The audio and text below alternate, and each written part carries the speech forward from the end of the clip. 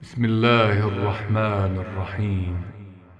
اعوذ باللہ من الشیطان الرجیم بسم اللہ الرحمن الرحیم الحمد للہ رب العالمین وبہ نستعین وهو ناصر ومعین اما بعد فقد قال مولانا امیر المؤمنین علی بن ابی طالب علیہ الصلاة والسلام اعجبوا لهذا الانسان ينظر بشحم ويتكلم بلحم ويسمع بعظم ويتنفس من خرم۔ محترم ناظرین، مولا امیر المومنین علی بن ابی طالب علیہ الصلاۃ والسلام کے کلمات قصار میں سے 8واں فرمان آپ کی خدمت میں عرض ہوا۔ مولا کے اس کلام میں چند کلمات کی وضاحت اور اس کے معانی بیان کریں گے، پھر انشاءاللہ اس کے ترجمہ اور شرح کی طرف ہم جائیں گے۔ اس کلام کے اندر چند کلمات ایسے ہیں کہ جن کا معنی بیان کرنے کی ضرورت ہے۔ ایک کلمہ ہے اعجبو۔ اعجبو عربی زبان میں تعجب کرو کے معنی میں ہے، یعنی تعجب کرو۔ دوسرا لفظ ہے ینظرو۔ ینظرو نظرہ سے ہے، نظرہ سے مشتق ہے اور اس کے معنی ہے دیکھنے کے۔ ینظرو یعنی وہ دیکھتا ہے، نگاہ کرتا ہے۔ شحم عربی زبان میں چربی کو کہا جاتا ہے، اور یتکلمو کلام سے مشتق ہے۔ یتکلمو کا معنی ہے بات کرنا یا بات کرتا ہے، بولتا ہے۔ اور ایک لفظ ہے لحم۔ لحم عربی زبان میں گوشت کو کہا جاتا ہے۔ اور ایک اور لفظ ہے یسمعو۔ یسمعو یعنی وہ سنتا ہے، سمع سے سننے کے معنی میں۔ اور ایک لفظ ہے عظم۔ عظم ہڈی کو کہا جاتا ہے۔ اور پھر ایک اور لفظ ہے کہ جس کے جو ہے یتنفسو۔ یتنفسو کا معنی جو ہے سانس لینے کے ہیں۔ یتنفسو یعنی وہ سانس لیتا ہے۔ اور پھر آخری لفظ ہے خرم۔ خرم کا معنی ہے سوراخ۔ اب جو ہے اس کلام کا سلیس اگر ہم ترجمہ عرض کریں آپ کی خدمت میں، تو اعجبوا لہذا الانسان، تعجب کرو اس انسان پر۔ کس بنیاد پر تعجب کریں؟ کہ ینظر بشحم، کہ وہ چربی کے ذریعے سے دیکھتا ہے۔ یتکلم بلحم، گوشت کے ایک لوتھڑے کے ذریعے سے بات کرتا ہے۔ وَيَسْمَعُ بِعَظْمٍ، اور ہڈی کے ذریعے سے سنتا ہے۔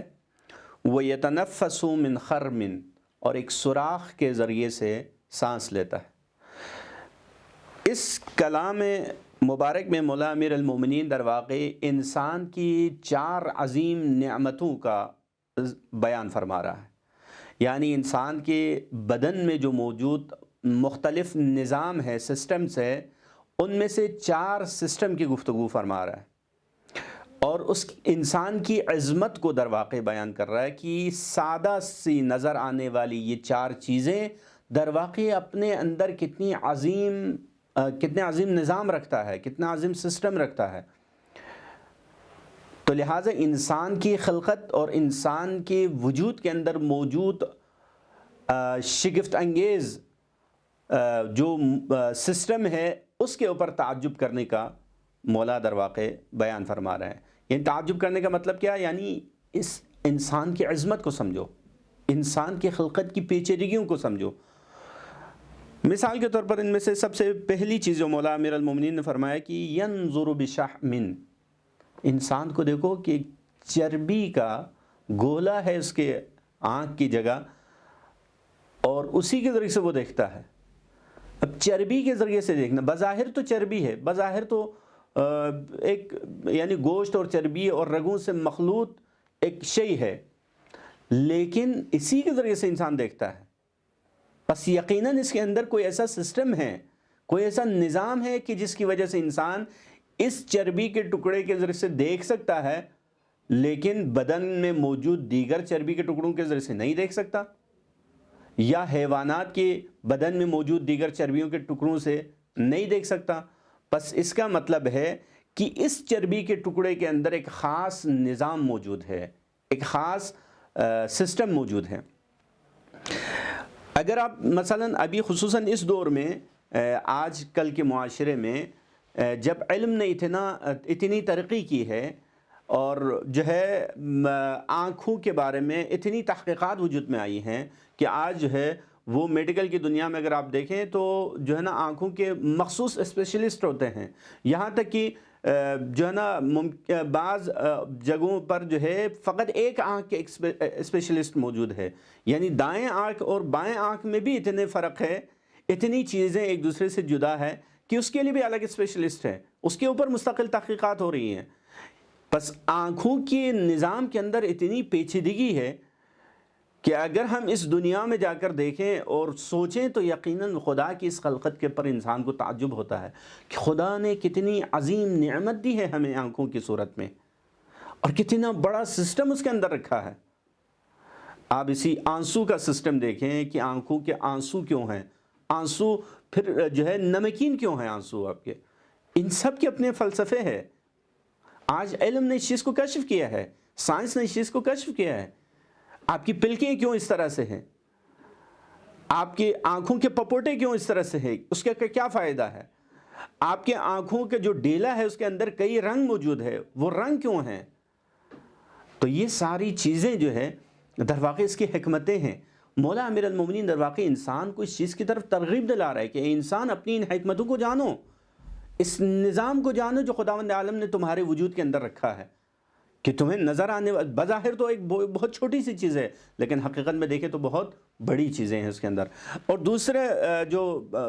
دوسری نعمت مولا امیر المومنین نے جو بیان فرمایا, وہ فرمایا کہ یتکلم بلحم, ایک گوشت کے ٹکڑے کے ذریعے سے, ایک گوشت کے لوتھڑے کے ذریعے سے گفتگو کرتا ہے, بات کرتا ہے انسان.